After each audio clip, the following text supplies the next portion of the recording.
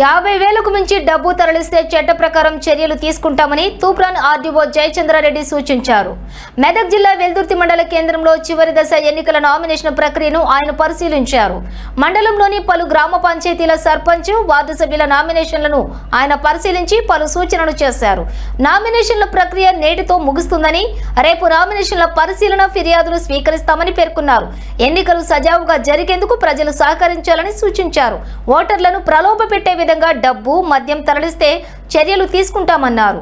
ఎన్నికల నేపథ్యంలో ప్రత్యేక బృందాలు తనిఖీ నిర్వహిస్తున్నాయని, ఎవరైనా 50,000కు మించి తరలిస్తూ పట్టుబడితే చర్యలు తీసుకుంటామని హెచ్చరించారు. ఈ కార్యక్రమంలో తహసీల్దార్ శ్రీనివాస్, ఎంపీడీఓ ఉమాదేవి, ఆర్ఏ నర్సింగ్ యాదవ్ పాల్గొన్నారు. వెల్దుర్తి మండలంలో 3వ దశలో గ్రామ పంచాయతీ ఎన్నికల నిర్వహణకు సంబంధించి నామినేషన్స్ గత 3 రోజులుగా తీసుకోవడం జరుగుతుంది. ఈ రోజు చివరి రోజు. రద్దీ ఎట్లా ఉంది అని పరిశీలించడానికి ఈ రోజు ఇక్కడ రావడం జరిగింది. రద్దీ కూడా క్రమ పద్ధతిలో ఇక్కడ నామినేషన్స్ ఫైల్ చేస్తా ఉన్నారు. సో ఇక్కడ ఆ సిస్టమ్ అంతా కూడా కొంచెం ఆర్డర్ ప్రకారం ఒక సీరియల్ గా ఉండడం వల్ల ప్రజలకి ఇక్కడ పోవస్ లేదు, అంటే ఇబ్బందికరంగా పరిస్థితులు అలాంటివి ఏమీ లేవు. నిన్న కొంచెం రష్ ఉంది, అది కూడా లాస్ట్ మినిట్ లో 4 గంటలకి ఎక్కువ మంది రావడం వల్ల ఒక కౌంటర్ లో కొంచెం లేట్ గా మరి కూడా నామినేషన్ల స్వీకరణ జరిగింది. అదర్వైజ్ ఇంకా వేరే ఇష్యూస్ ఏమి లేవు. ప్రజలకు అని ప్రజలకి నేను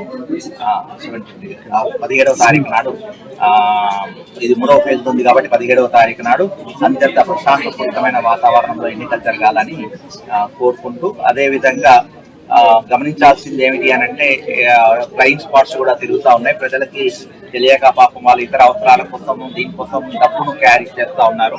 అట్లా డబ్బు క్యారీ చేస్తున్నప్పుడు వాళ్ళు ఫ్లయింగ్ స్పాట్ కనుక చెకింగ్ లో కనుక డబ్బు దొరికినట్టయితే 50,000 కంటే ఎక్కువ అమౌంట్ దొరికినట్టయితే వాళ్ళు సీజ్ చేస్తారు.